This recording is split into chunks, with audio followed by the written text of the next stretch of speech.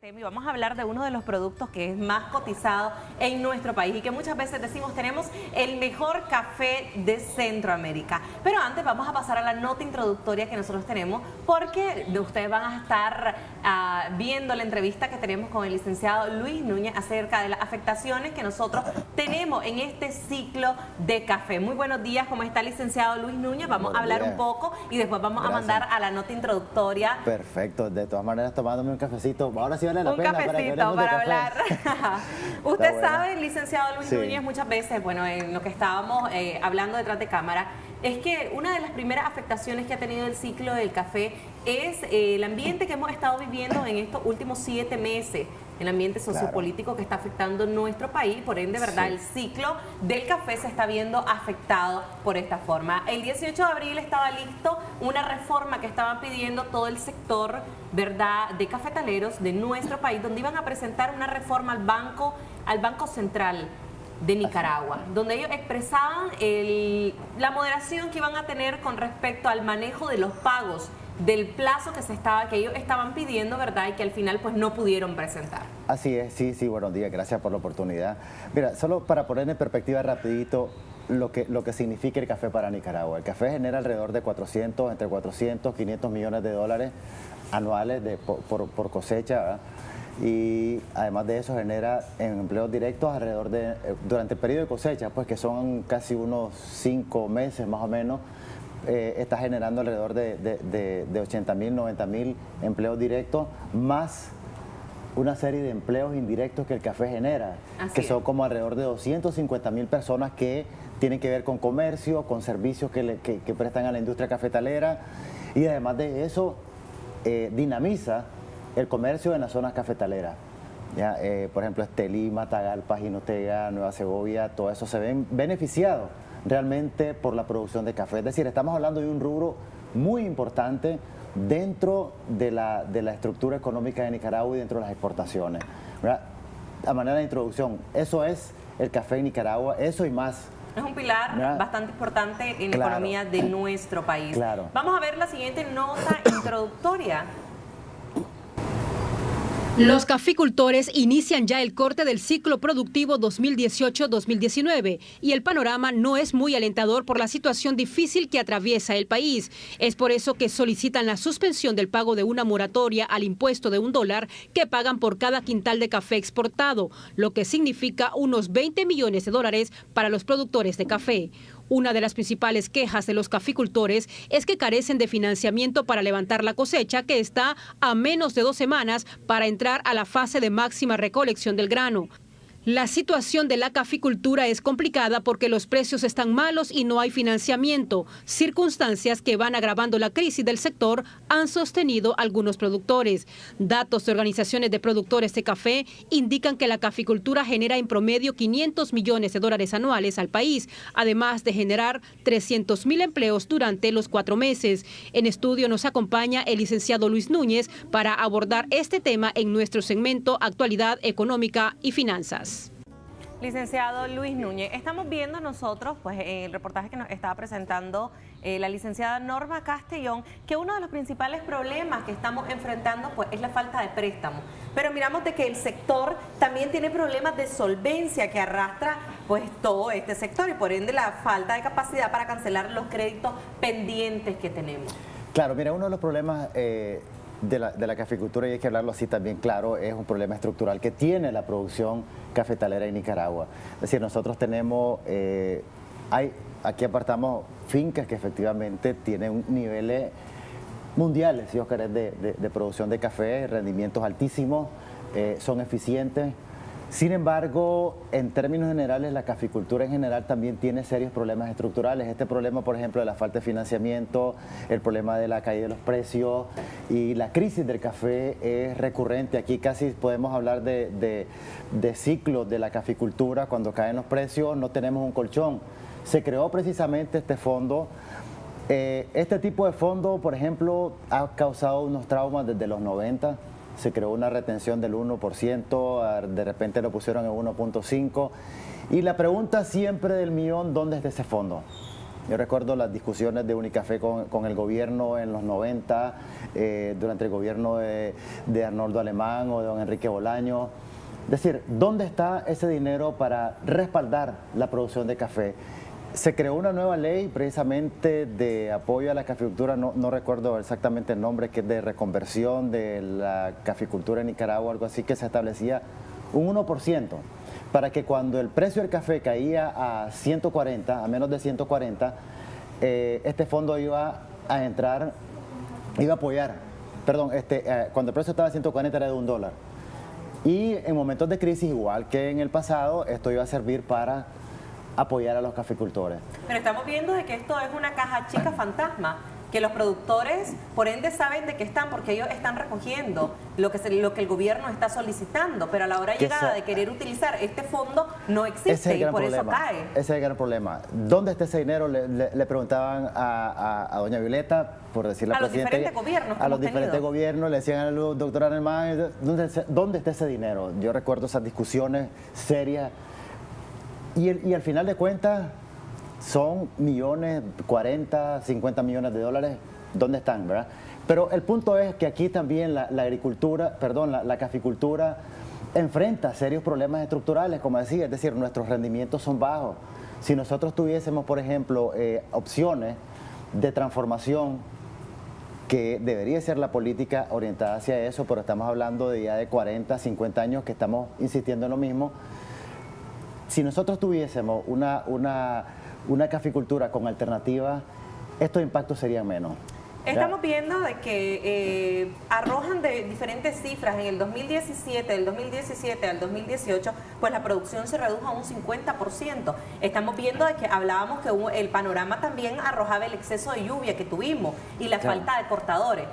Con todo lo que estamos viendo ahorita, con la crisis sociopolítica que estamos enfrentando en nuestro país, miramos de que hay muchas personas que han salido de nuestro país y por ende ellos han sido las personas más afectadas.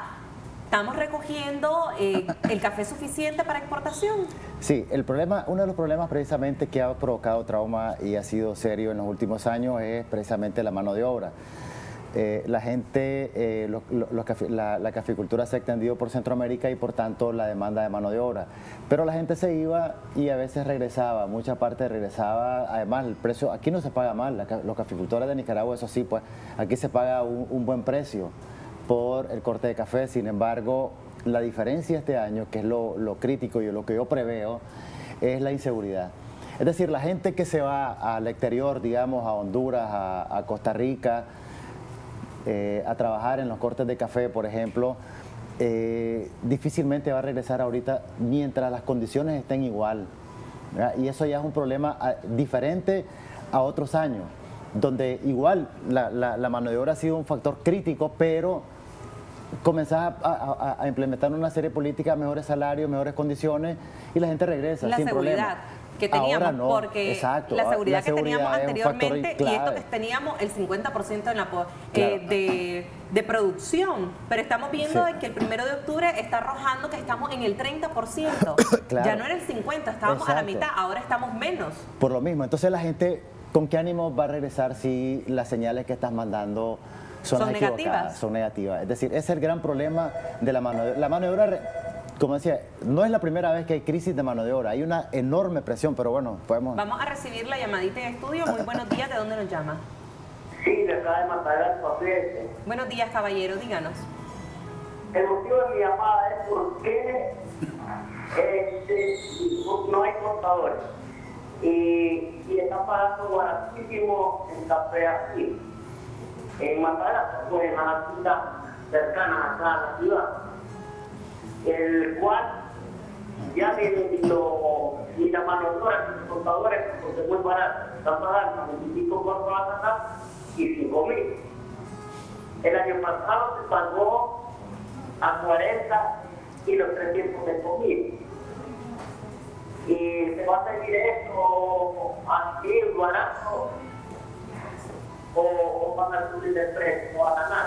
Esa era mi pregunta. Gracias. Está bien, Buenos días, que tenga un excelente día. De 40 Córdoba a 25. Sí, bueno, Habría que hacer un sondeo más amplio sobre todas las Más a fincas, cómo fondo. está, cómo es a fondo, porque realmente tengo entendido que los caficultores, las fincas cafetaleras están mejorando los precios, precisamente, siempre lo hacen, ¿verdad? Pero uno de los problemas de la competencia en el exterior es que también, si bien es cierto, a veces ha habido años en que Nicaragua paga mejor la mano de obra, la gente se queda también porque las condiciones para quedarse, vivir, para tener vida en Costa Rica, por ejemplo, son mejores que las que tenemos aquí. Es decir, a mí me pagan bien, me dan comida. En Costa Rica tengo entendido que no te dan la comida, ni el transporte, ni nada de eso. Aquí sí Pero va te pagan en incluido. dólares. Te pagan en dólares y te pagan casi un poco lo mismo que se paga aquí. Pero tenés otras condiciones, la cercanía con las ciudades, las fincas no están tan alejadas de los centros urbanos, puedes tener a tus hijos en el sistema educativo formal, etcétera, que es uno de los planteamientos, discusiones que se han dado a lo largo del tiempo sobre ese tema de la mano de obra. Es decir, no es tan fácil, no es tan sencillo solo de que, bueno, si me estás pagando mal o me estás pagando bien, sino que también aquí este año es una serie de factores los que se están combinando. Como decía, la inseguridad. No O sea, te podemos fuiste- tapar el sol con un No dedo podemos, no tampoco, se puede. licenciado Luis Núñez, porque estamos viendo de que la crisis sociopolítica está afectando mucho este sector, además Claro. también de las condiciones que nosotros le estamos dando a nuestros trabajadores. Así Por ende también vamos a preferir estar, como usted dice, en una zona donde tengo seguridad, Seguro. donde puedo tener a mi hijo estudiando y todo, pero nosotros ¿qué condiciones estamos dando para Así que es. estas personas regresen a nuestro país? Así es. Entonces, el gran problema que, como decía, confluye este año es precisamente se agrega el tema de la seguridad. Aparte de todas las condiciones que vos tenés en Costa Rica o en El Salvador, en Honduras, las condiciones de seguridad este año son críticas. La gente está saliendo del país porque la situación política está mal. Y eso va a ser un factor grave que los caficultores deben de tomar en cuenta. Sin meter que 28.000 pequeños productores no honrarán sus deudas en tiempo y forma Así con es. los bancos, las microempresas Eso. o las empresas exportadoras también de café. Claro, aquí volvemos nuevamente al tema estructural, porque es decir, estos 28.000 son pequeños productores con niveles de rendimiento bastante bajos, son pequeñas unidades de entre 1 a 5 manzanas, ¿verdad? Que son los que que están en este grupo. Como decía, que hay fincas muy productivas, fincas muy eficientes, pero el grueso de nuestra caficultura es totalmente atrasada, tenemos serios atrasos, y eso tiene que ver con tecnología, tiene que ver con falta de investigaciones, falta de centros o sea, con una serie de factores que, por ejemplo, tiene Costa Rica, que tienen otros países productores que nosotros no tenemos, y no por falta de recursos. Yo creo que aquí es más que todo también voluntad querer mejorar. tanto del gobierno como de los mismos productores. Los productores llegan a 2 puntos, ¿verdad? Y es que no llegan al acuerdo con los diferentes bancos acerca de los créditos. Sí. Por ende, no les van a seguir prestando Claro. para el mejoramiento que el sector requiere, tanto en dinero para mejorar sus tierras Así y es. más. No hay compras de fertilizantes. No podemos mejorar el producto que nosotros estamos vendiendo para la competencia que hay internacionalmente. Exacto. Pero también hablábamos atrás de cámara y es que los productores no están haciendo nada por invertir en estudios para ver qué tipo de producto podemos tener un poco más de demanda, quizás en el mercado internacional. Claro, ahí vamos a la otra parte que no le gusta, por ejemplo, la parte de los productores también, es decir, las reinversiones de este tema. Pero aquí primero, tenemos para eso, precisamente para eso está el fondo. El fondo que no existe. Porque el pequeño productor, y si está dando dinero, es como un ahorro. Para estos momentos malos, precisamente esa es la función debería ser la función de este fondo, ¿verdad? Servir porque como un colchón. el banco no puede estar también Dar condonando préstamo sobre deuda, préstamo. y entonces el banco también tiene plazo. Hay que tomar en cuenta que la superintendencia al banco le exige. Usted tiene que mantener provisionado todo crédito que usted da. Y si se comienzan a retrasar, el banco es el que va a pagar los platos rotos. Es decir, no es que defienda a la banca, pero es decir, aquí por ley hay una serie de leyes también que amarran a los banqueros. Claro que sí. ¿Verdad? Podemos hablar de que las tasas de interés muy altas, que las condiciones, etcétera, etcétera, pero también hablemos de la parte legal. O sea, aquí, como digo, no defiendo. Pero para eso está entonces precisamente este fondo. ¿Ya? Entonces las condiciones de la caficultura deben de ser analizadas. Es tiempo ya de que comencemos a pensar en una verdadera transformación, como dice la misma ley, una transformación de la caficultura, más eficiente, más competitiva, más productiva, ¿verdad? En el uso de los recursos, un fondo de financiamiento mucho más dirigidos al fomento, al desarrollo, a la transformación realmente No solamente, o sea, pedir un préstamo por pedirlo. Así Es que necesito para levantar la cosecha de café, está bien, pero ¿con eso resolvemos el problema de la caficultura? Podemos resolverlo ahorita. Pero pensemos ya en el largo plazo, en, por ejemplo, aumentar la producción de café de calidad. En vez de que vendamos café de 120, aumentemos un poco el porcentaje del 10% al 15% de café y lo vendemos a $1.000 cada quintal. Así es, además de que tenemos una meta de 2.60 millones de quintales para el sector cafetalero en el ciclo de 2018-2019. Estamos viendo que este comenzó el 1 de octubre al 30 de septiembre del 2019. Es una gran cifra la que nosotros tenemos que superar y por ende cada uno de ustedes, productores que nos están viendo, tienen que mejorar también el servicio que le están dando a todas las personas que están recogiendo este café y, como usted decía, invertir un poco también en las mejoras para que nosotros tengamos muchos más beneficios. Aquí es una acción pública y privada. Realmente creo que aquí tiene que funcionar la actitud de los productores de transformarse, de crecer, y también la responsabilidad del gobierno de asumir realmente el papel que le corresponde. Como decía, reestructurar deuda está bien, pues, porque las condiciones y los contratos así lo establecen. Es decir, uno cuando hay contratos que te dicen, bueno, por causas mayores, por fuerza mayor, podemos reestructurar deuda. Pero hay otros en que no. Habría que ver si, por ejemplo, si el precio va bajando, si eso aplica. Y ahí es donde entra el fondo este del 1%, podría aplicar en eso. Pero el problema de la caficultura creo que es tiempo de dejar... Yo recuerdo, pues, en todos los seminarios y las discusiones que había en el gobierno, siempre se llevaba lo mismo, que hay que hacer esto, hay que hacer lo otro, hay que hacer aquí, hay que hacer allá. Durante 30 años hemos estado escuchando lo mismo y no pasamos de lo mismo. Es trazar los planes y ejecutarlos para que nosotros salgamos adelante. La ruta está trazada, te digo. Francamente, existe una hoja de ruta para eso. Existe una solución y nosotros está en nuestras manos. Así que ustedes tienen todo el deber, usted, pequeño comerciante, agricultor, también de mejorar cada una de las condiciones. Muchísimas gracias, licenciado Luis Núñez, por los aportes que siempre nos da. Esperamos que la economía de nuestro país salga adelante y que lleguemos a la meta que nos están pidiendo.